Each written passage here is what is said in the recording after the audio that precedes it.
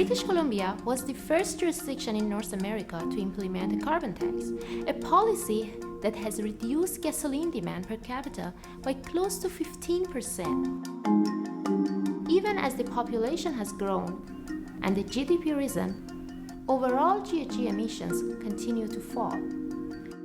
But the rate of reduction is not sufficient if British Columbia is going to achieve its climate action targets of an 80% reduction by 2050. One of the most effective ways of helping achieve these targets is to address GHG emissions produced by the transportation sector. The transportation sector accounts for more than 38%, which is the largest single contributor in the province. Let's consider road transportation on its own. These include passenger cars, buses, trucks, and accounts for 25% of all GHG emissions in the province. With respect to passenger vehicles, the province will require that the sale of all new light-duty cars and trucks to be zero-emission vehicles by the year 2040. For trucking, however, which we mean the transportation of freight on road, the path forward is not as clear. The contribution of trucking to GHG emission is more than the passenger sector. Our research indicates that legislating fuel efficiency requirements alone will not permit BC to reach its emission reduction targets. So why don't we simply electrify the trucking sector? Trucks use a great deal of energy. A battery-powered Class A truck, or what most people would identify as a semi, requires an enormous amount of energy to charge, especially if it needs to be charged quickly. The announced Tesla Semi can be charged by a mega charger to 80% of its capacity in about 30 minutes and at a charging rate of 1.6 megawatts.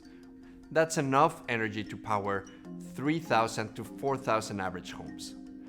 The electrification of the trucking sector, whether through battery electric or fuel cells, is going to require up to 33 terawatt hours by 2040.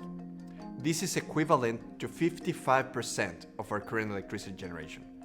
While this is a challenge, the province has access to low-cost hydroelectricity and a large potential generation capacity from other renewables, like wind, biomass, carbon capture, and access to the largest share of top hydrogen and fuel cell developers in the world.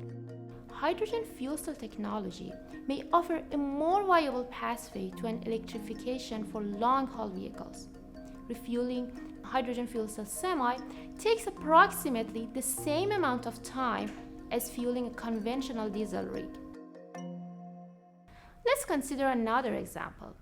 Medium-duty, short to medium-range trucks including delivery vans, maintenance vehicles, garbage and recycling collection trucks. Unlike long-haul vehicles, these trucks follow a back-to-base duty cycle, which would allow for slow, stationary, overnight charging, which is around 8 to 12 hours. To achieve the 80% emissions reduction, at least 65% of all freight trucks must be electric by 2040. Given the standard life cycle of a typical 18-wheeler, 100% of all new trucks sold in the province by 2025 will need to be electric.